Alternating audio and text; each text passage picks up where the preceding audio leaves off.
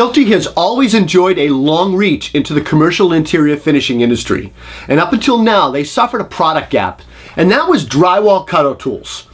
The new Hilti 22V Cordless cutout tool, its model SCO 6-A22, was designed to fill that gap, as well as give corded performance with cordless productivity. That's cutting the cord. Everybody's doing it. This cutout tool arrives 2 years after the making, and they've been working on it for a bit. Interior finish contractors have been asking Hilti for it, and Hilti delivered. This new cutout tool was specifically designed with the new 22V battery platform in mind. This battery platform is 100% backwards compatible with older Hilti tools, as well as the 18V batteries can be used in the new 22V tools, which is pretty nice. The Hilti cordless cutout tool is designed specifically with two goals in mind. Hilti wanted to provide a safer tool that was cordless and create a more reliable tool in the industry. So first, let's talk about a safer tool. The cutout tool weighs 4.2 pounds and has an electric brake. Its battery shape is a bit odd, and have you wondered why it's got that shape? Well, some folks scoff at it because they can't stand the tool up on end, but the real reason for that angle is to better distribute the tool's weight, and it distributes the weight toward the center of the tool, which creates a better balanced tool. A straight battery design tends to put the weight closer to the tool's handle, and on horizontal cuts, this creates an off-balance kind of pulling effect. Hilti purposely utilized an integrated dead man paddle switch as well, and they did this so that the tool would shut off if it was dropped. And the idea behind the design is that the tool also can't be locked on. Well, they're hoping it doesn't get locked on. If the tool is dropped and slips out of your hand, the electric brake, boom, that brake stops it, stops the cutter from spinning quickly. The body style of the Hilti is similar to that of the grinder. And according to Hilti's field research, users actually preferred that body style and the paddle switch for long use and comfort. Let's talk about reliability. That was a big deal for Hilti. Let's face it, we all respect tools that are trustworthy and perform well. And the reality is drywall cutter tools, they work in dusty applications, and the dust pretty much beats the crap out of these tools, and they get a life expectancy of maybe 6 months.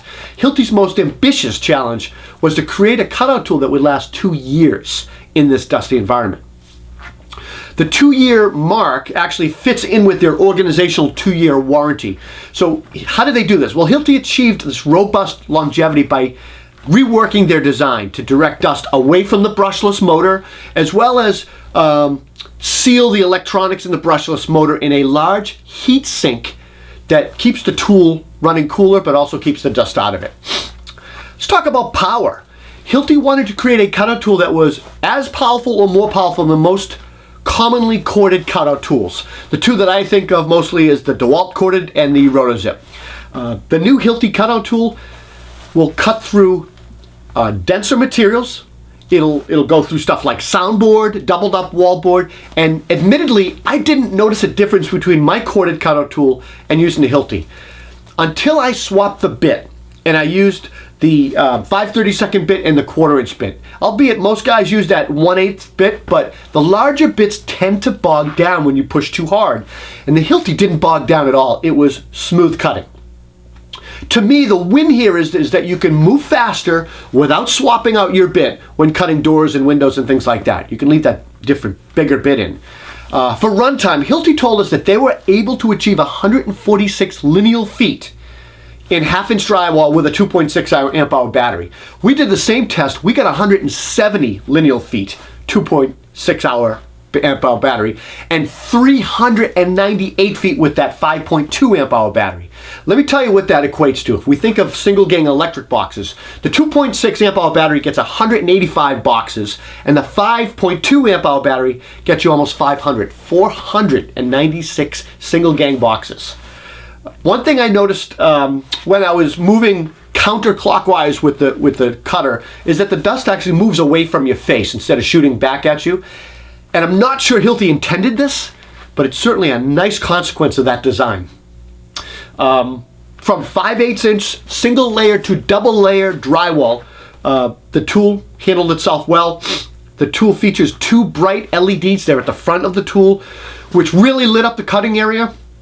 And I guess the only thing that I would say to Hilti for improvements is that the collet requires a wrench, and it'd be really nice if they, if they could somehow make that toolless or something. It'll be a real sweet thing.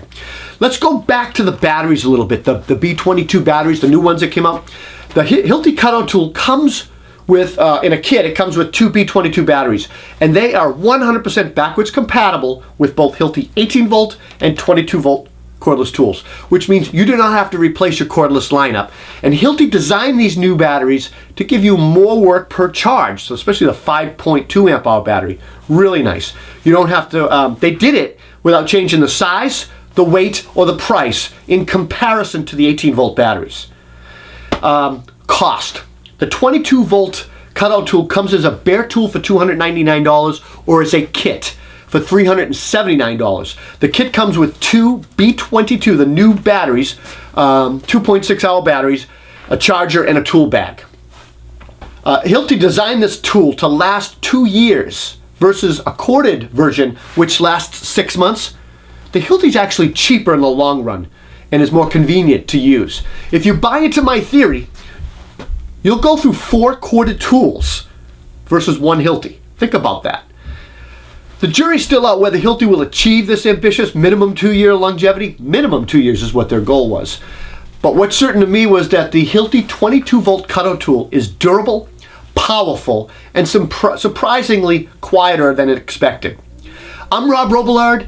Please consider clicking that button right there, that subscribe button. We need your support, and I'll see you at the next tool review. Take care.